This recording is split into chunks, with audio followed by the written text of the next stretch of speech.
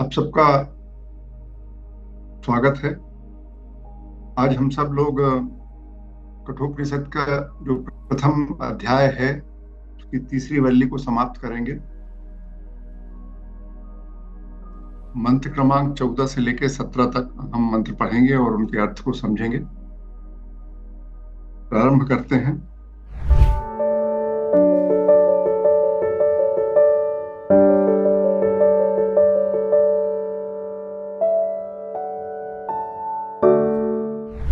ओम सहनाववतु सहनो भुनक्तु सह वीर्यं करवावहै तेजस्विनावधीतमस्तु मा विद्विषावहै।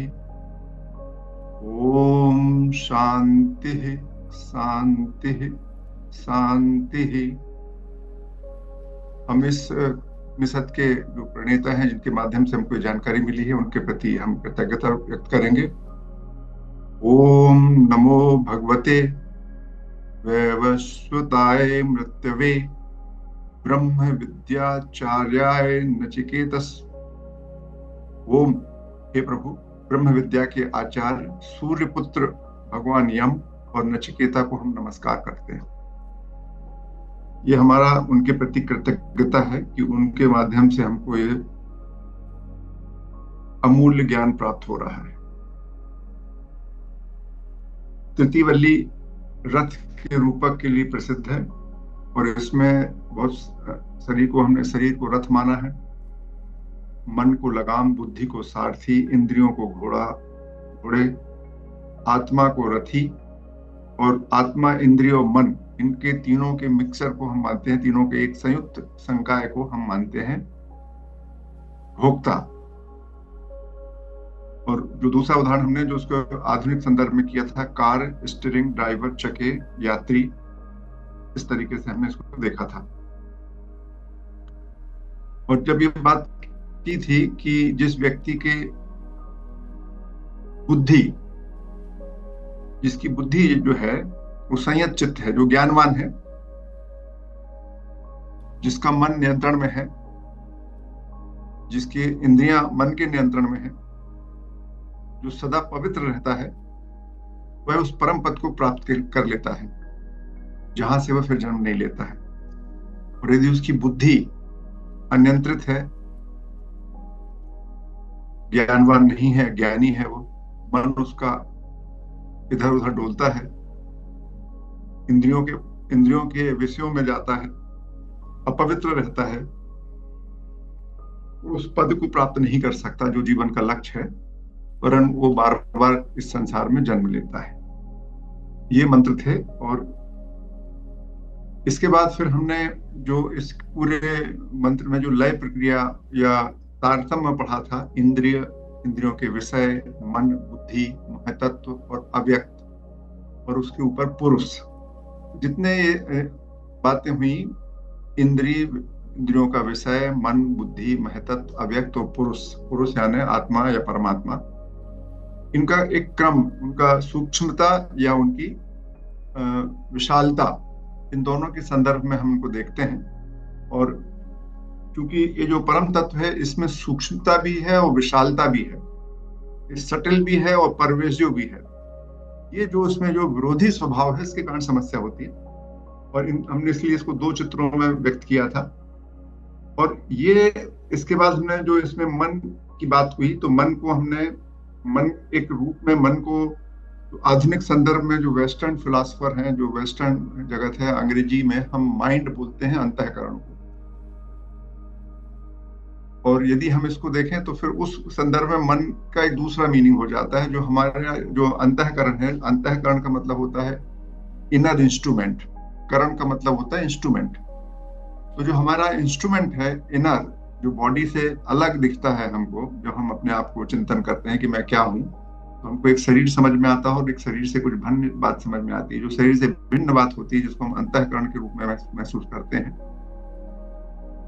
वो उसमें जो पहला कार्य है उस अंतःकरण का, वो पसंद और नापसंद दिखाना है।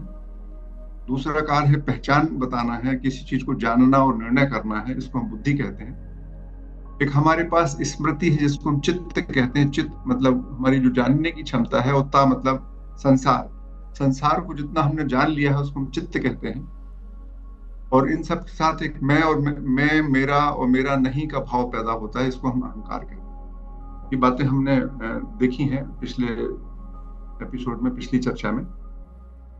और फिर हमने आपको इस तरीके से बताया था कि जब पुरुष और प्रकृति का जब मिलन होता है तो महत पैदा होता है। ये सबसे it is called first born.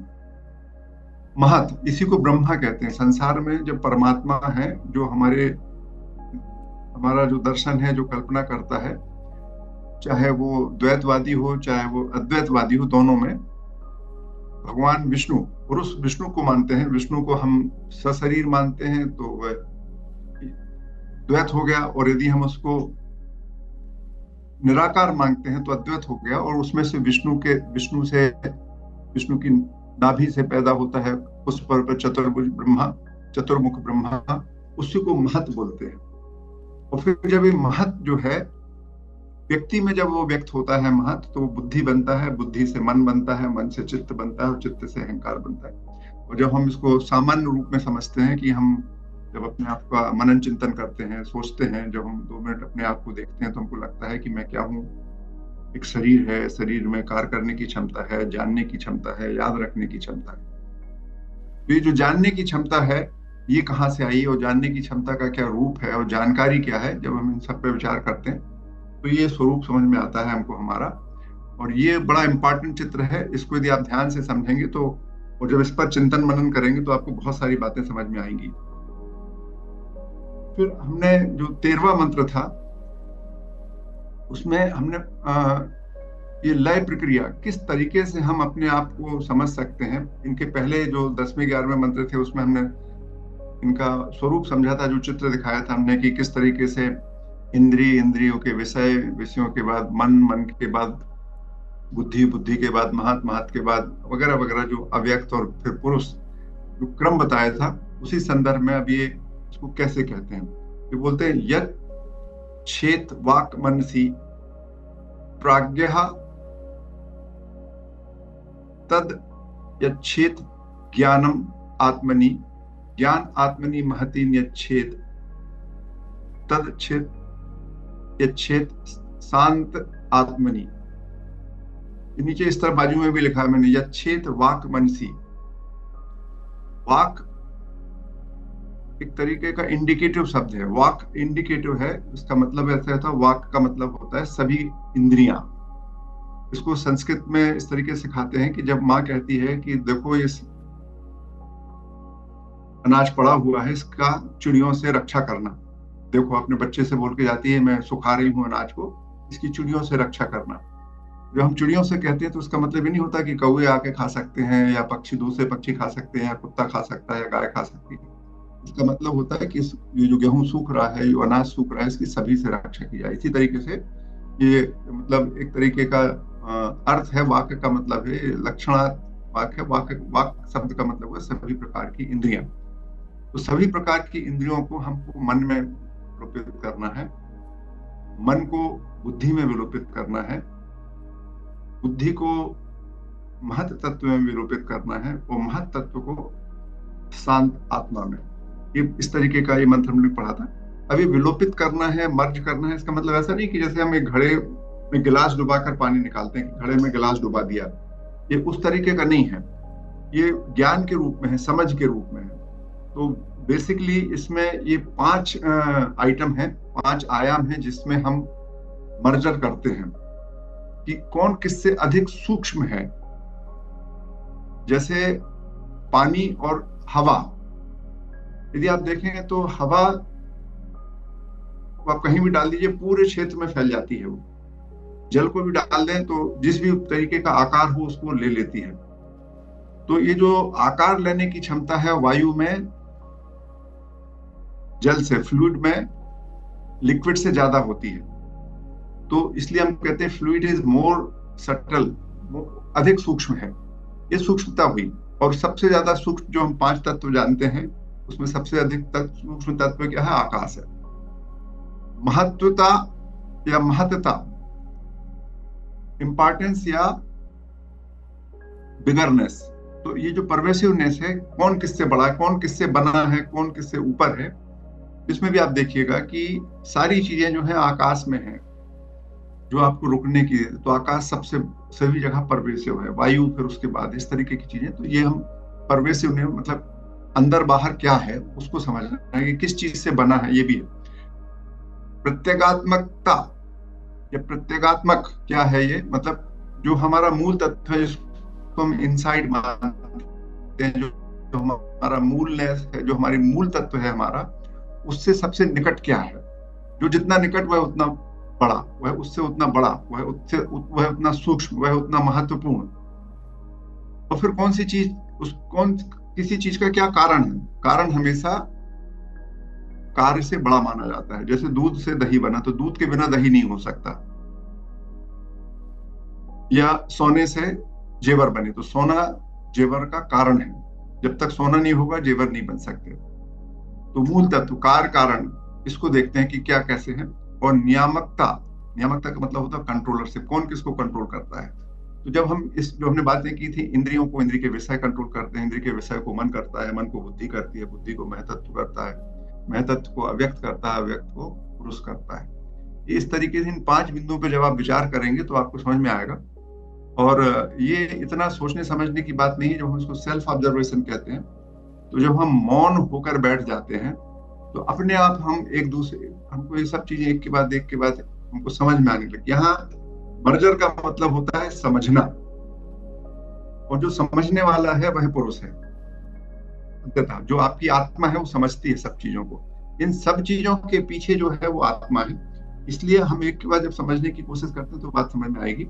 और जब आप शांत मन से बैठते हैं, चीजों को देखते हैं, तो आपको सब चीज समझ में आने लगती है कि मेरा मन क्या है, मेरी बुद्धि क्या है, मेरा निर्णय क्या है, मेरा अहम क्या है, आपको सब समझ में आएगा जब आप शांत भाव से बैठते हैं। तो तरीका वही है। तो ये हमने आपसे बात कही थी, लगातार मैं इस प्रश्न को आपके सामने रखता हूँ कि मौन होकर विचार करें। आप अपने स्वरूप पर विचार करें कि आप क्या हैं। जैसे ही आप आंख बंद करके बैठते हैं तो आपको लगता है शरीर है और शरीर से भिन्न कुछ है। आप देखें आपकी क्या क्षमताएं हैं। तो 3 क्षमताएं बहुत स्पष्ट मूल रूप से आप देखें, आपको लगती हैं कि नहीं, आपको समझ में आएगा। जानने की क्षमता है, कार्य करने की क्षमता है, और याद रखने की क्षमता है। ये मन, बुद्धि, चित्त और अहंकार क्या है, क्योंकि इसकी हम बात करते रहते हैं तो उसको समझना है। और फिर जो हमको ऐसा लगता है कि शरीर से भिन्न कुछ और क्या है, वो क्या है, इसको समझने की बात है। और आज मैं एक नई बात बोल रहा हूं कि शरीर से भिन्न जो कुछ भी आपको महसूस होता है वह आपकी जानकारी है। अब ये जो आपकी 3 क्षमताएं हैं, जानने की क्षमता, कार्य करने की क्षमता और याद रखने की क्षमता, तो आप विचार करें, यहाँ पर बहुत सारे पढ़े लिखे लोग भी हैं, कुछ कुछ नेचुरोपैथी के हैं, और हम सारे लोग जानते हैं। क्या बच्चे में जानने की क्षमता होती है? कितनी क्षमता होती है बच्चे में जानने की? तो जब वो बच्चा शरीर, उसका बच्चे का शरीर है जिसमें जानने की क्षमता होती है, मगर वो जानता नहीं है। जानने की क्षमता होती है और वो जानता नहीं है। और उसकी जानने की जो क्षमता है वो एक वयस्क की तुलना में अलग होती है। जैसे जैसे वो बढ़ता है वैसे वैसे उसकी जानने की क्षमता बढ़ जाती है। जो जानने की क्षमता उसमें कहाँ से आती है और कैसे आती है, वही बात जब हम पिछले चित्र में बोल रहे थे, इस वाले चित्र में, तो ये जो जानने की क्षमता है ये महत से आती है आपके पास। और महत क्या है? इसको उन्होंने बोला था सर्वभूतेषु, सभी भूतों में जो है वह उस आत्मा से आती है, वो आत्मा है सभी भूतों में। गूढ़ आत्मा जिसको महत कहा गया, उसी से ये सब आती है। ये हम लोग यहाँ पर देख रहे थे। तो इसको विचार करेंगे, आप ध्यान से सोचेंगे। और इस सब को समझने के लिए आपको जो जितनी हम लोगों के पास बुद्धि है उससे ज्यादा आवश्यकता है हमको। ये जो हमने आपसे ये प्रश्न रखे हुए, इन प्रश्नों पर जब भी आप मौन होकर विचार करेंगे, और हमारा मानना है करीब 20 से 25 मिनट यदि आप कुछ दिनों तक बैठेंगे तो आपको इन चीजों पर, और ये जो प्रश्न आपके सामने यदि इन पर विचार करेंगे तो आपको बहुत सारी चीज आपको स्पष्ट होंगी।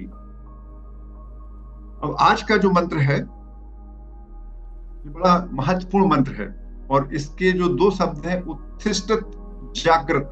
ये आपने कई बार सुना होगा, विवेकानंद जी भी कहते हैं, उठो जागो और तब तक अपने काम में लगे रहो जब तक लक्ष्य प्राप्त ना हो जाए। ये जो arise awake arise sorry arise awake and work till you do not achieve targets, जो भी विवेकानंद जी ने कहा, तो वो इसी इसी इसी मंत्र से प्रेरणा लेकर उनका वो स्टेटमेंट है, उत्थिष्ठ जागृत प्राप्य वरान्य निबोधत क्षुरस्य धारा निशिता दुरुत्तया दुर्गम पथस्थ पथस्थ कव्यो वदंती। बहुत सिंपल है। उत्थिष्ठ का होता है उठो, जागृत का मतलब होता है जागो, वरान का मतलब होता है ब्रह्मनिष्ठ ज्ञानी महान व्यक्तियों से, निबोधत का अर्थ होता है जान लो, बोध प्राप्त कर लो, छुरस का मतलब तलवार या छुरी होता है, निशिता का अर्थ होता है तीक्ष्ण पैनी, दुरतया का अर्थ होता है कठिन दुष्कर, दुर्गम पथस्थ कवियों वदंती, पथ को आप जानते हैं, कवियों का अर्थ होता है, कवि नहीं होता, कवियों का अर्थ होता है दरअसल में कई बार ज्ञानी मनीषी, कवियों का अर्थ होता है। तो यहां पर इसका भी बहुत सीधा सीधा अर्थ लगाएं तो हे मानव उठो, जागो, कहां से जागो, अज्ञान निद्रा से जागो और श्रेष्ठ पुरुषों के पास जाइए जो ज्ञान है, जिनके पास, जो ब्रह्मनिष्ठ हैं, जो ज्ञानी हैं, जिन्होंने वेदांत को पढ़ा है, वेदों को पढ़ा है और जो उसको जीते हैं, जो उस पर उसको जो जान चुके हैं। ऐसे ब्रह्मनिष्ठ भी होना चाहिए, ज्ञानी भी होना चाहिए, मतलब पहुंचा हुआ पुरुष होना चाहिए और साथ में ज्ञानी भी होना चाहिए। कोई व्यक्ति बहुत सज्जन है, बहुत ईश्वर को समझता है, लेकिन यदि उसके पास शब्द नहीं है बोलने के लिए तो फिर आपको नहीं समझा पाएगा। तो उसके पास अच्छे शब्द भी होना चाहिए आपको समझाने के लिए, और साथ में जो बोल रहा है उसका, उसको जीवत होना चाहिए, उसके साथ उसका अनुभव होना चाहिए, उसके पास उस पर उसका विश्वास होना चाहिए, उसको ज्ञान होना चाहिए। जैसे कि हमको हमारे दो हाथ हैं ऐसा ज्ञान होता है, ऐसे ही उसको मालूम होना चाहिए कि ब्रह्म क्या है, मूल तत्व क्या है, जब तक वो जाने। तो उसको प्राप्त करना है ऐसे व्यक्ति के पास जाकर। यद्यपि बहुत सारे आधुनिक मनीषी कहते हैं, और शंकराचार्य ने खुद ने ही अपने पहले श्लोक में कहा था, वो निर्वाण सतकम में, कि ना कोई गुरु है ना कोई शिष्य है। कृष्णमूर्ति भी इसी तरीके की बात करते हैं, कोई गुरु की जरूरत नहीं है, केवल और केवल आपको शांत होकर चीजों को समझने की जरूरत है, यदि आप इंटरेस्टेड हैं। और हम लोगों ने यहाँ पे भी पढ़ा था, एक मंत्र पढ़ा था बीच में, जिसमें लिखा था कि वह आत्मा उसी को मिलती है जो उसको जानना चाहता है। तो इस तरीके की बात है। अब ये इसका जो प्राप्त करने का जो तरीका है, ये कहते हैं बड़ा कठिन है। जिस प्रकार तलवार की धार पर चलना कठिन है, एक तेज तीव्र धार वाली तलवार पर खड़े होकर चलना कठिन है। आपने देखा होगा बहुत सारे नट इस तरीके की प्रदर्शन करते हैं, आपके पास तलवार पर खड़े होकर दिखाते हैं। तो तलवार की धार पर लेकिन काम बहुत कठिन है, हम सब लोग नहीं कर सकते। तलवार की धार पर चलना जितना कठिन है, उसी तरीके से ये जो ज्ञान मार्ग है, या जो ईश्वर को प्राप्त करने की जो प्रेरणा से के बाद आपके जो प्रयास है, उसी तरीके से कठिन है, इनको प्राप्त करना है। अब ये किस तरीके से होगा, किस तरीके से आप काम करेंगे, ये विचार करने की बात है।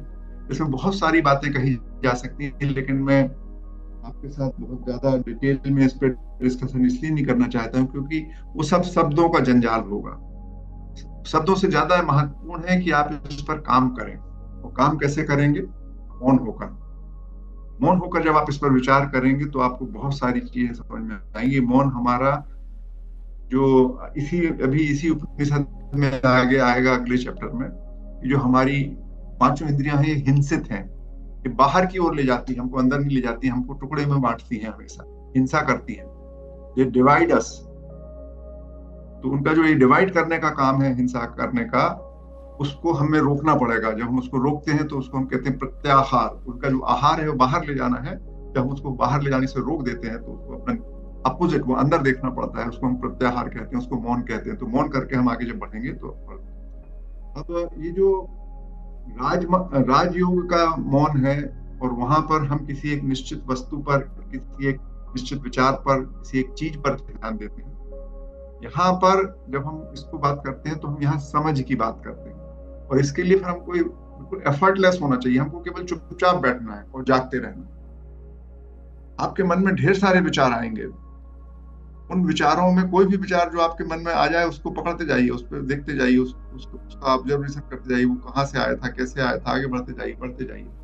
आपको धीरे धीरे धीरे धीरे आपको वो सारे विचार, एक दिन, 2 दिन, 3 दिन, 4 दिन, यदि आप 20-20 मिनट बैठते हैं तो वो धीरे धीरे धीरे धीरे धीरे शांत हो जाएंगे, और आपको आपके मूल तत्व से परिचय होगा।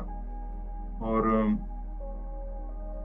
अगला जो मंत्र है वो इस मंत्र के आगे का बहुत ही इंपॉर्टेंट पहलू है, और इसको और अगले तीनों मंत्रों को यदि हम एक साथ पढ़ेंगे तो बहुत ही अद्भुत स्थिति बनेगी। तो ये जो इतना कठिन है तत्व जो है, उसके संदर्भ में है। सूक्ष्मता आती कैसे है, सूक्ष्मता पर विचार करें दीपन। यदि हम तात्विक रूप से विचार करें तो ये जो पूरा संसार जो है हमारा, ये 5 तत्वों से, 5 तरीके की वस्तुओं से बना हुआ महसूस होता है। जो केमिस्ट्री का एलिमेंट है उसको छोड़ दीजिए, जो तत्व है, जो मूल तत्व है, तत्व जिससे है बना है, वो उसके 5 स्वरूप हमको समझ में आते हैं। सबसे पहले पृथ्वी। पृथ्वी को देखने के लिए जो हमारा उपनिषद है और जो भारतीय तत्व मीमांसा है, उसमें कहते हैं कि सबसे पहले पुरुष ने आकाश उत्पन्न किया, आकाश से वायु उत्पन्न हुई, वायु से अग्नि उत्पन्न हुई, अग्नि के बाद जल उत्पन्न हुआ, और जल के बाद पृथ्वी उत्पन्न हुई। इसको एक पंचीकरण की एक प्रक्रिया है। आकाश से वायु, आकाश और वायु से अग्नि, आकाश वायु और अग्नि से जल, आकाश वायु अग्नि जल और से मिलाकर पृथ्वी। और दूसरे तत्व में देखें कि जो हमारी तन मात्राएं हैं, जो हमारे रूप हैं, 5 ज्ञानेंद्रियों के जो जो इनके पीछे काम करने वाली चीजें हैं, जो हमने बोला था इंद्रियों के विषय रूप। आंख का विषय क्या है? रूप। कान का विषय क्या है? शब्द। नाक का विषय क्या है? गंध। त्वचा का विषय क्या है? स्पर्श। तो ये जो हमारी इंद्रियों के जो विषय हैं, एक प्रकार की ऊर्जा या ज्ञान है, ज्ञान शक्ति है। ऊर्जा शक्ति से थोड़ा सा भिन्न है, ये ज्ञान शक्ति है। और इस ज्ञान शक्ति के घनीभूत होने पर पदार्थ बनते हैं, ऐसा हमारा दर्शन कहता है। अब इसको हमारे विद्वान लोग कहते हैं, हमारे ऋषि लोग कहते हैं। अब जब इसको अभी जिस तरीके से साइंस कह रही है और जो हमने कहा उसमें अंतर है, इसको इसका एम्पेरिकल प्रूफ होने की जरूरत है, लेकिन जो इंट्यूटिव थॉट है हमारे मनीषियों की, वो इस तरीके की। तो जो पृथ्वी है, पृथ्वी में 5 प्रकार के गुण होते हैं। 5 जो तन्मात्राएं हैं उसमें पाई जाती हैं। उसमें शब्द भी है, स्पर्श भी है, गंध भी है, रूप भी है, सब कुछ है। लिक्विड में गंध नहीं है, अग्नि में स्वाद नहीं है और गंध नहीं है, वायु में रूप नहीं है, स्पर्श और शब्द है, और आकाश में केवल शब्द है। अब बड़ा इंटरेस्टिंग है, आकाश में शब्द है। जो हम लोग फिजिक्स में पढ़ते हैं कि निर्वात में ध्वनि चलती नहीं है, वायु होना बहुत जरूरी है। तो आकाश की तन्मात्रा शब्द है। वास्तव में आकाश का मतलब होता है, यदि आप एक खाली जगह पर खड़े हो जाएं तो आपको समझ में नहीं आएगा कि कौन सी किस चीज तरफ से आ रही है। लेकिन ध्वनि जब आती है आपके कान में तो आपको लगता है ऊपर से आ रही, नीचे से आ रही, बाजू से आ रही, किस तरफ से आ रही। तो ध्वनि जो है वो दिशा का संकेत करती है। यदि आप एक बिल्कुल आसमान में हो, चारों तरफ कुछ ना हो, उस समय दिशा को समझने के लिए ध्वनि इंपॉर्टेंट होती है। ध्वनि से दिशा बनती है और दिशा से स्पेस बनता है। इस तरीके की बात है, बड़ा गहन है वो। तो ये जो 5 तत्व एक के बाद एक आप सूक्ष्म जाते जाइए। पृथ्वी से जल, जल से अग्नि, अग्नि से वायु, वायु से आकाश, और आकाश, इन पांचों तन्मात्राओं को हटा दें, उससे भी पहले जिससे आकाश बना है वो ब्रह्म है। तो उसका क्या स्वरूप होगा, उसको कैसे समझेंगे अपन, ये बात है असली में। तो यहाँ ये जो मंत्र है ये क्या कहता है, अशब्दम, अस्पर्शम, अरूपम, अव्ययम तथा अरसम, नित्यम, अगंधवच, यत् अनाद्य अनंतम, महता परम ध्रुवम, निचाय तन मृत्यु मुखात प्रमुच्यते। अशब्दम, जिसमें कोई ध्वनि नहीं है, अस्पर्शम, जिसको स्पर्श नहीं किया जा सकता, अरूपम, जिसका कोई रूप नहीं है, जिसको देखा नहीं जा सकता, अव्यय, जो घटता बढ़ता नहीं है, अरसम, जो जिसमें कोई रस नहीं है, रसहीन है,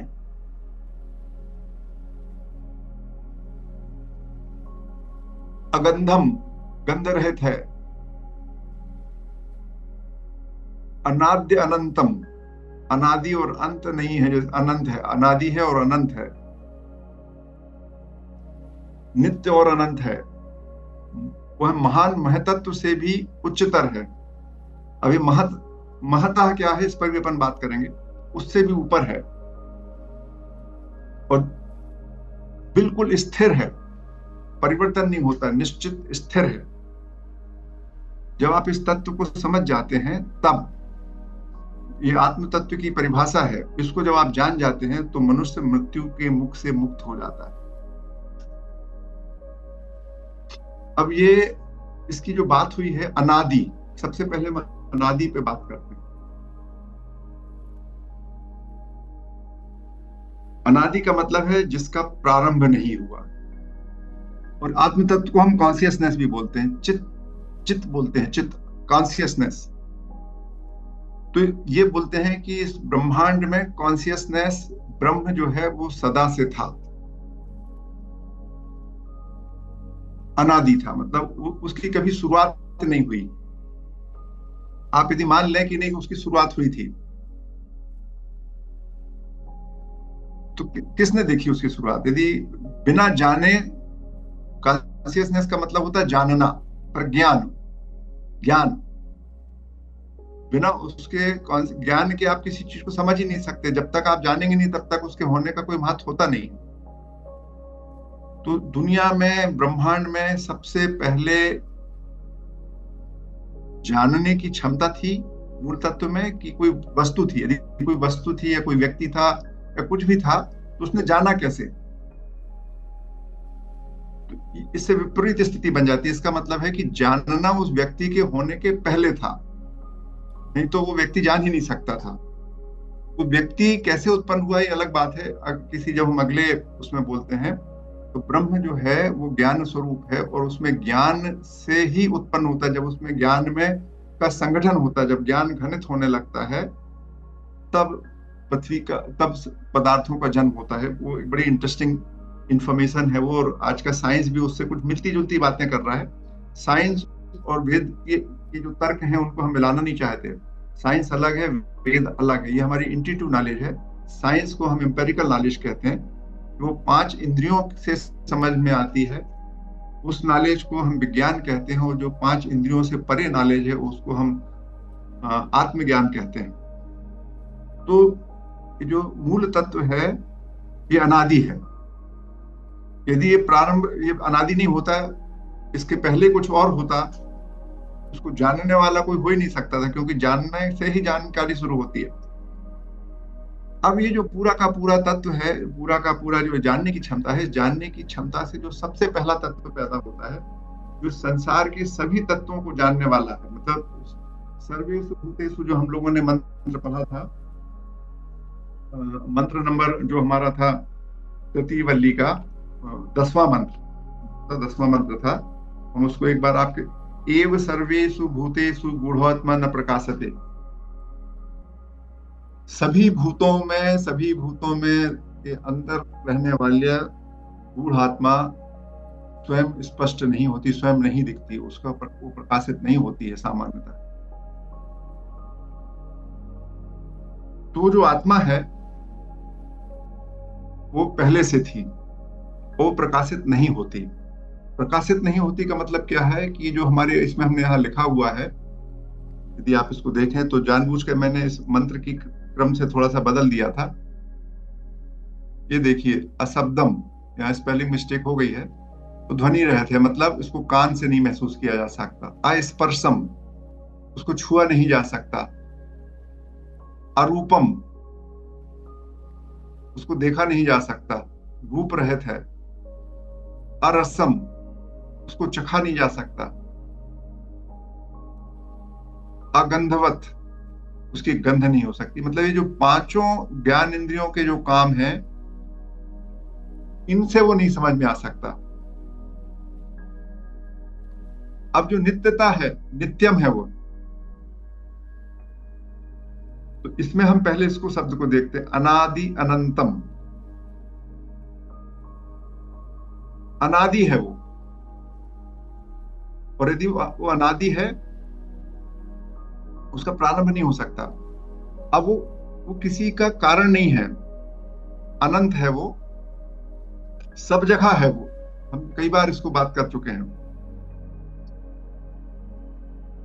तो अनादि अनंत है वो, और अनादि है। अब यदि वो अनादि है, लगातार यदि अव्यय होता, वो व्यय हो रहा होता, उसमें तो अनादि नहीं हो सकता था, कभी ना कभी खत्म हो जाता, वो अनंत हो नहीं सकता।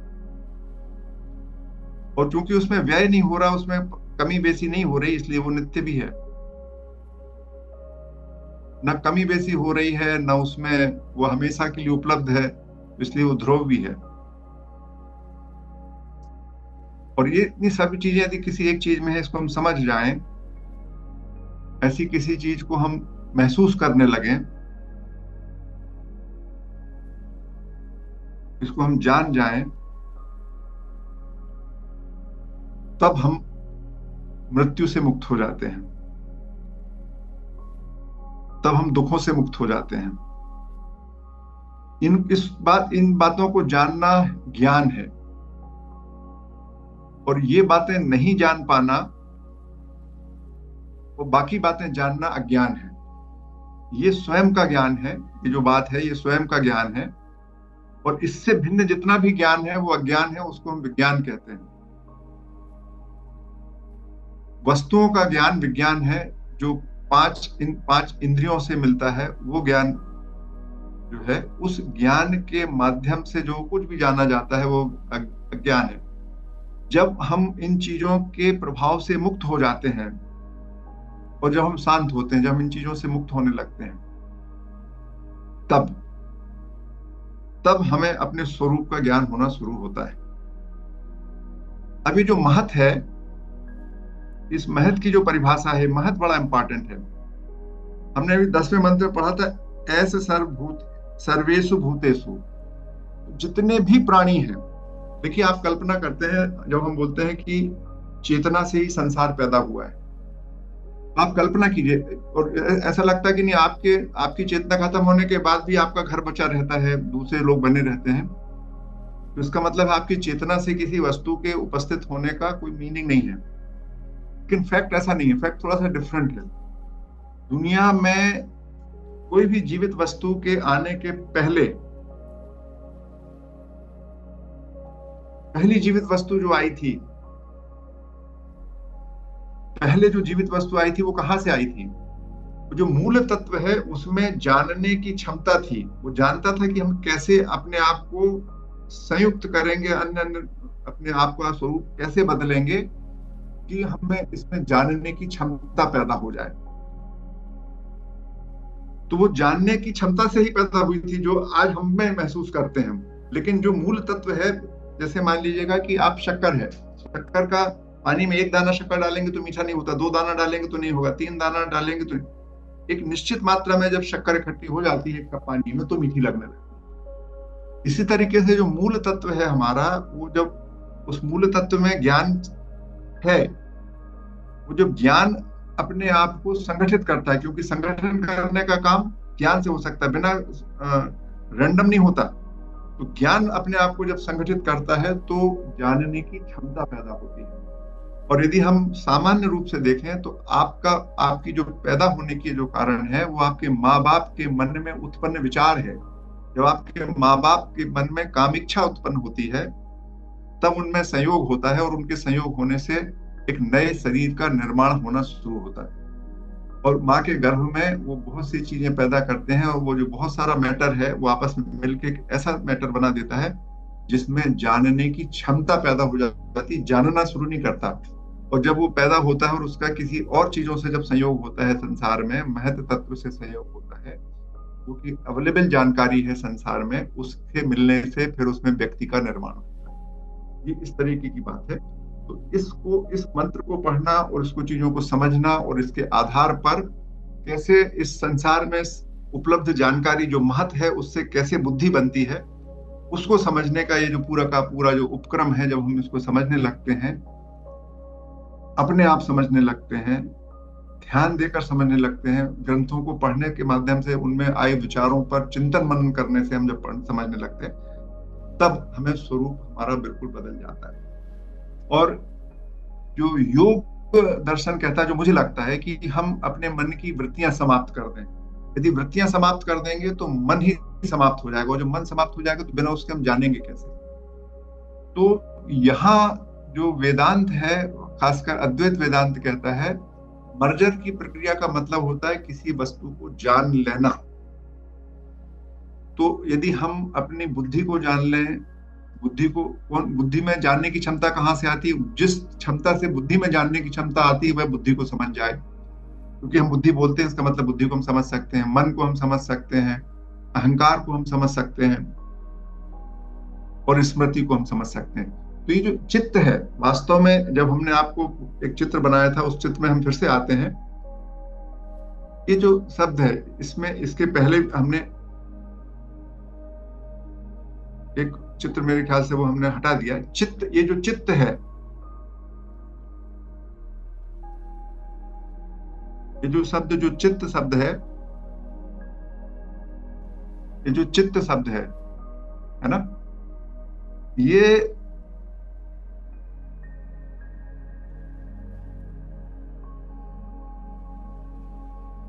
चित्त प्लस ता, चित्त इस तरीके से बनता है, चित्त प्लस ता। ये जो ता है, ये जो ता है, ये जानकारियां हैं हमारी, जो हमको अनुभव मिलते हैं।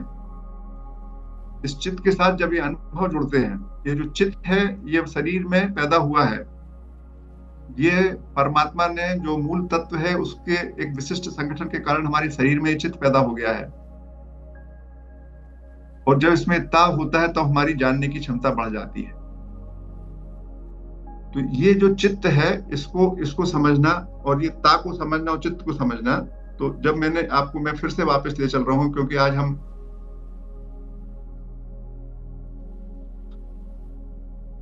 आपसे कुछ महत्वपूर्ण बात करना, कहाँ गया वो वाला?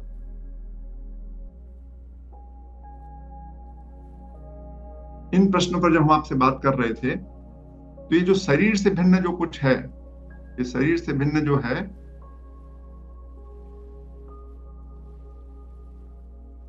ये जो शरीर से भिन्न जो कुछ है, ये क्या है? इसको मैं कहता हूं, जो मुझे लगता है कि हमारी जानकारियां हैं शरीर से भिन्न। अब ये जानकारी कैसे मन, बुद्धि, चित्त और अहंकार को पैदा करती है, ये कैसे मैं और तुम को पैदा करती है, इस पर आपको विचार करना है।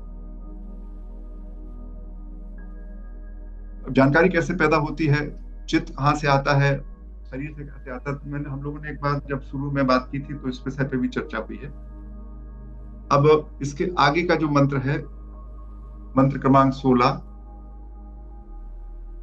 तो मंत्र क्रमांक 15 में वल्ली लगभग पूरी हो गई। अभी उसकी प्रशंसा कर रहे हैं कि जो हमने बात की उसके प्रभाव की बात कर रहे हैं। नाचिकेत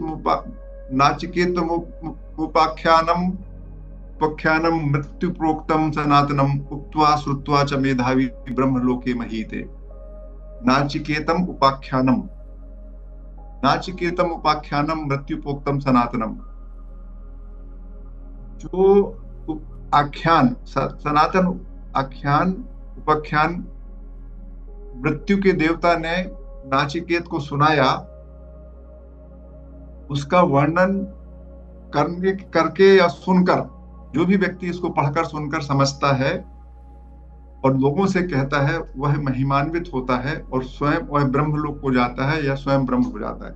मतलब यदि आप इसको पढ़ोगे, लिखोगे, समझोगे, तो आप अपने स्वरूप को जानोगे, और जब आप अपने स्वरूप को जानोगे तो वो विकसित होगा, उसमें सारे लिमिटेशन खत्म होंगे। जब वो लिमिटेशन खत्म हो जाएंगे तब आप ब्रह्म लोकों को पहुंच जाएंगे, तब आप जीवन मुक्त हो जाएंगे, आपकी समस्याएं समाप्त हो जाएंगी। इस तरीके का, ये बात बहुत सिंपल शब्दों में कह रहा है, इसमें ज्यादा करने की बात नहीं। मतलब जो भी कहानी 1 2 3 वल्ली में नाचिकेता ने कही है यहाँ तक, उनको समझकर उन पर बात करने से, उनको समझने से आपको ब्रह्मत्व प्राप्त होता है, ये मंत्र कह रहा है।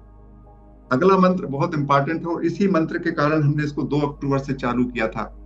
या इमं परम गुहम श्रावयद ब्रह्म संसदि प्रयतः श्राद्ध काले वा तदानत्याय कल्पते कल्पत इति।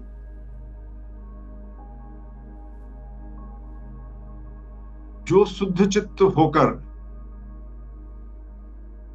श्राद्ध काल में अथवा ब्राह्मणों की सभा में इस परम रहस्य प्रसंग को सुनाता है, जो यमराज ने नचिकेता को सुनाया था, जो ज्ञान दिया था, उसका वह श्राद्ध अनंत फल वाला होता है। और ये हमारा जो उपनिषदों की प्रक्रिया है, जहां पर एक ही वाक्य को 2 बार रिपीट करते हैं कुछ शब्दों को, उसका अर्थ होता है कि अभी वल्ली समाप्त हो गई है, आखिरी मंत्र है उसका। तो ये 2 बार आया, तदा नत्याय कल्पते तदा नत्याय कल्पतिति। ये जो बात है, इससे ये सिद्ध होता है कि ये बड़ा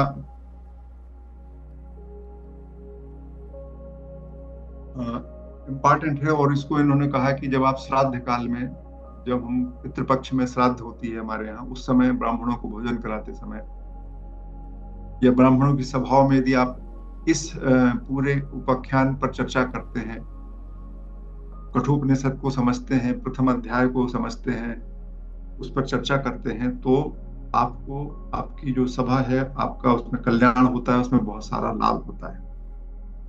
इस तरीके से आज की मेरी बात पूरी हो गई है। इसमें बहुत सारी बातें और कही जा सकती थी, लेकिन सीमा है। हम समाप्त करने के पहले शांति पाठ फिर करेंगे और फिर आपसे प्रश्न उत्तर लेंगे। ओम पूर्णमदः पूर्णमिदं पूर्णात् पूर्णमुदच्यते पूर्णस्य पूर्णमादाय पूर्णमेवावशिष्यते। ओम शांति शांति शांति। ओम वह पूर्ण है, यह भी पूर्ण है, वह भी पूर्ण है, यह भी पूर्ण है। पूर्णता से पूर्णता उत्पन्न होती है। जब पूर्णता में से पूर्णता निकाल दी जाती है तो पूर्णता ही शेष रहती है। ये ब्रह्म के संदर्भ में बात है। पूरा जगत जो अनंत है, पूरा का पूरा संसार जो अनंत है, वह उस परम ब्रह्म, अनंत ब्रह्म से निकला हुआ है।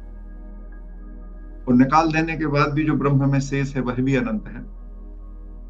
ये बात ऐसे कह रहे हैं। और ऐसा कहा जाता है कि इस मंत्र, ये अकेला ही पूरा का पूरा जो हमारा वेद है, उसको समझाने के लिए काफी है, पूरे के पूरे आत्मज्ञान को समझाने के लिए काफी है।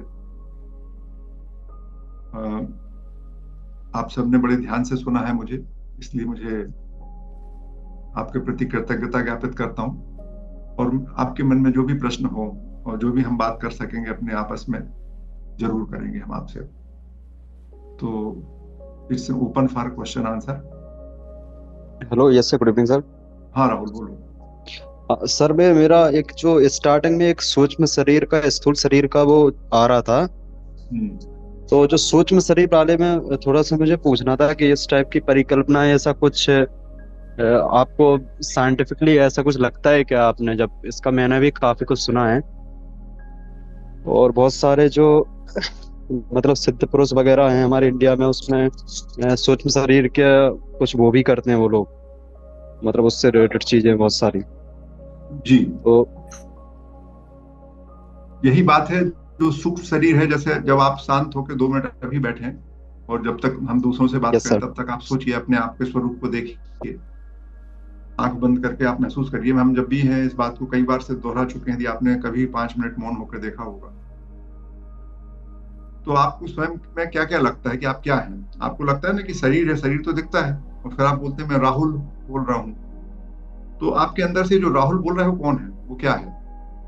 जो राहुल बोल रहा है और जो भी उसको जानकारियां हैं वो सूक्ष्म शरीर है, जो आपके साथ शरीर में आपके अलावा जो कुछ भी आपको महसूस हो रहा है वो सूक्ष्म शरीर है, उसी के माध्यम से महसूस हो रहा है। और जो महसूस कर रहा है आप, कि आपको जो कुछ भी आप में समझ में आता है कि मेरे शरीर के अलावा भी कुछ है, तो जो इसको महसूस करने वाला है वो आप हैं। और जो महसूस हो रहा है आपको शरीर से भिन्न, वो सूक्ष्म शरीर है।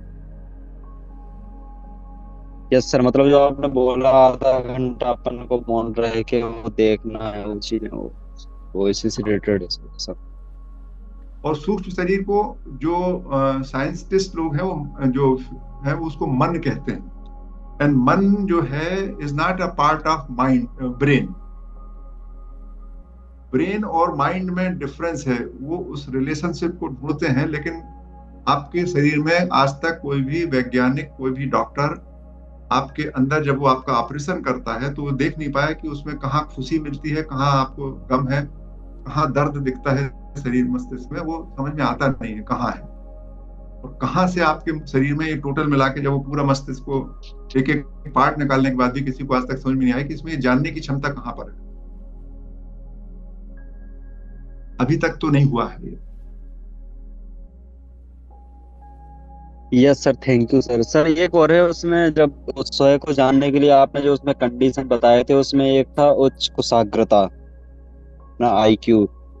तो हम्म। उसका इससे क्या रिलेवेंस है सर, मतलब स्वयं को नहीं नहीं, हमने जानने की बोला उच्च कुशाग्रता नहीं कुशाग्रता भाई। की आपका ये जो आपको शरीर है, लगता है देखिए जड़, जरूरत है? जैसे मान लीजिए मोबाइल है, या ये हमारा माउस है।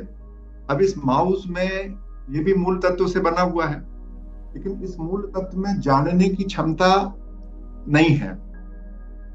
जानने की क्षमता एक जो बहुत सारा मूल तत्व है उसका जब एक विशिष्ट संगठन होता है, जैसे मान लीजिए सोना है, लोहा सोना है, तो सोने का जब एक विशिष्ट संगठन होता है तब आप उसको बेंदी बोलते हो, दूसरे एक विशिष्ट संगठन को आप कंगन बोलते हो, किसी और संगठन को आप करधन बोलते हो। इसी तरीके से जब ये जो मूल तत्व है, जो जिससे सोना चांदी और बाकी सारे जो 106 एलिमेंट बने वो सब मिलके जब उनका एक विशिष्ट संगठन बनता है, तो उस संगठन में जानने की क्षमता उत्पन्न होती है। अलग अलग प्रकार के संगठन में अलग अलग जानने की क्षमता उत्पन्न होती है। और वो जानने की क्षमता इसलिए उत्पन्न होती है क्योंकि जो मूल तत्व है उसमें जानने की क्षमता है। तो अब आपके उस जो शरीर आपको मिला है उसमें जानने की कितनी क्षमता पैदा हो गई है, और उस क्षमता का आप कितना उपयोग कर सकते हैं। तो ये इसमें जब वो चेतना है वो है सब में समान। अब जैसे मान लीजिए आपको भोपाल से दिल्ली जाना है, यदि आपके पास हवाई जहाज है तो आप 1 घंटे में पहुंच जाएंगे, और यदि आप पैदल निकलेंगे तो आपको 30 दिन लगेंगे, या आप दोनों कर सकते हैं। तो अब आपके शरीर में कितनी चैतन्यता उत्पन्न हुई है उस हिसाब से आप यस इस सर। तत्व को जानने के प्रयास कर सकते हैं। और दिल्ली जाने के लिए रास्ते में मौसम साफ होना चाहिए, है ना। तो इसका मतलब है जो बहुत सारे विचार है, जो कुटिलता है, वो आपके मस्तिष्क में नहीं होना चाहिए। जब कुटिलता नहीं होगी तब आप, निर्मलता होगी मन में, जब ये जो भौतिक वस्तुओं से जुड़े हुए विचारों से आप ग्रस्त नहीं होंगे, विचारों से मुक्त नहीं, ग्रस्त नहीं होंगे उनसे, उनको हटाना नहीं है, उनसे मुक्त होना है, वो बाजू में रखने। इतने अनंत है आपकी क्षमता, उस क्षमता में उसको बाजू में रख लीजिए, उससे जुड़िए मत, उससे प्रभावित मत होइए, और फिर समझिए अपने आपको, तो आपको अपना मूल तत्व समझ में आएगा।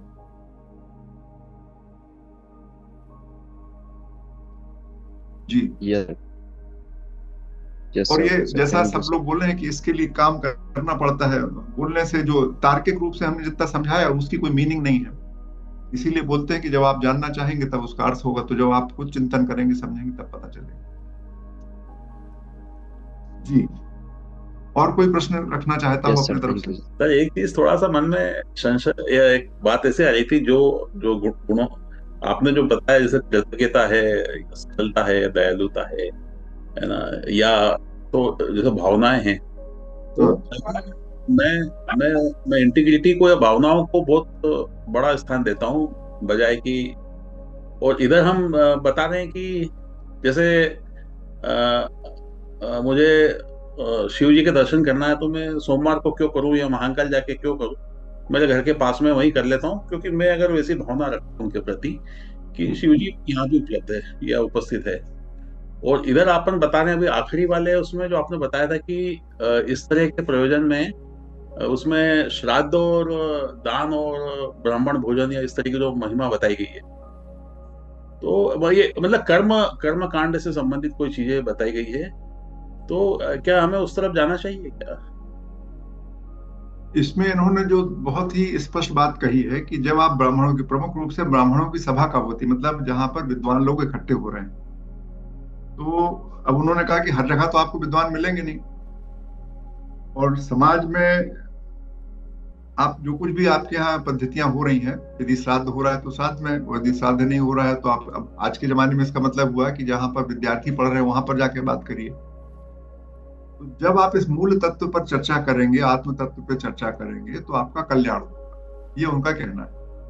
तो और चूंकि वो उस जमाने की बात है कि जब रोज रोज तो पार्टी हो नहीं सकती थी ना, और मैकेनिज्म भी नहीं थी, तो सारे लोग इकट्ठे हो जाते थे, अपना अपना काम करने गए, पितृपक्ष में सब लोग घर आ जाते थे। तो उस तरीके की चीजें हैं, जी किन्हीं परिस्थितियों में काम हो रहा है। और ये कहीं भी इस पूरे में ये जो बात है, कहने की तरीका है, बहुत सारे इसमें पता नहीं कब और कैसे जोड़ी गई बात है ये, लेकिन जो मूल बात है वो तो यही है कि आपको अपने स्वरूप को समझना है। और उस स्वरूप को जब आप समझते हैं तो जो परम शक्ति है उसको तो निराकार बोला है। तो ना तो वो शिव के शरीर के रूप में है, ना विष्णु के शरीर के रूप में। जो विष्णु पद प्राप्त करने की बात है वो चार भुजाधारी विष्णु नहीं है, वो विष्णुवृत्त है, जो वी वी वी मूल धातु है, जिसका मतलब होता है विस्तार, अत्यधिक विस्तारित है वो, जिसमें सब कुछ शामिल है, वो है विष्णु। और फिर उस विष्णु में बहुत सारे फैक्टर्स हैं, बहुत सारी शक्तियां हैं। निर्माण की शक्ति को ब्रह्मा बोल देते हैं उसी विष्णु में। उसी विष्णु में जब हम आपके डिस्ट्रक्शन का जो फंक्शन है वो शिव या रुद्र के पास चला जाता है, और उसी में जो मैनेजमेंट का है वो विष्णु खुद अपने पास विष्णु रूप में रख लेते हैं। जीवों को मारने का जो कार्यक्रम है, उसका हिसाब किताब रखने की व्यवस्था जो है ऑटोमेटिक, उसको उन्होंने यम बोल दिया है। तो ये इस शब्दों में वो बोला नहीं जा सकता, निराकार है। जब आप आकाश को नहीं समझ सकते, आप आकाश को समझ पाते हैं कि आकाश क्या है, और ये आकाश से भी ज्यादा सूक्ष्म है और आकाश से भी ज्यादा बृहत है।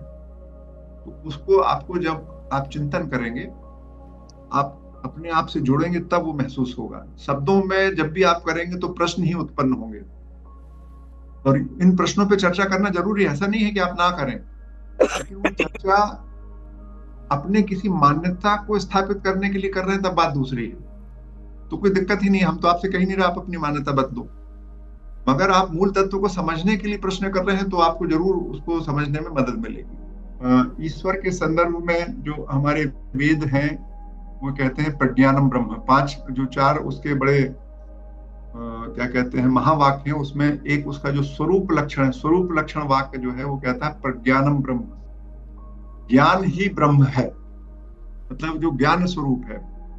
और बस एक अलग से छोटी सी बात, दुनिया में हर जगह, हर पूरे संसार में, ऐसा नहीं है कि केवल भारत में ही बात हुई हो, संसार में हर जगह, हर देश के, दुनिया के हर कोने में ये प्रश्न मनुष्य के मन में था कि वो कहां से आया, कैसे बना। इस प्रश्न पर सब दुनिया में विचार किया है, लेकिन और ये बहुत सारे विचार आए हैं। मैं आपको एक फोटो कई बार मैंने शेयर किया, आज भी मैं शेयर करूंगा कि ये कल्पना कैसी, ईश्वर की कल्पना कैसी रही दुनिया भर में, और उसके एक चित्र में हम आपको दिखाएंगे कि कैसे उनका विकास हुआ है ईश्वर की कल्पना का। और बहुत सारे लोग बोलते हैं, जैसे भगत सिंह ने बोल रखा है कि यदि हमारे युवा ईश्वर पर विश्वास करते हैं तो वो नामर्द है। उनका कहना है कि ईश्वर की जो ब्रह्म की कल्पना है उसको तो हम लोगों ने निर्विकार बोला है, अकर्मशील बोला है, अस्पर्श बोला है, असद्दम बोला है, अभी जितनी बातें कही। तो ऐसा ईश्वर किसी के आपके जीवन में हस्तक्षेप नहीं करता, वो आपके हाथ में है। उसने तो एक पूरा सेट ऑफ प्रिंसिपल है पूरी दुनिया में, जो ईश्वर, उसको जिसको हम ईश्वरीय शक्ति कहते हैं, एक सेट ऑफ प्रिंसिपल है जो आपको धीरे धीरे समझना है, और वो आपको नियंत्रित भी करता है। तो इस पूरे विषय पे अपन चर्चा करेंगे और आगे बढ़ेंगे। और आप सबको बहुत बहुत धन्यवाद। नमस्कार।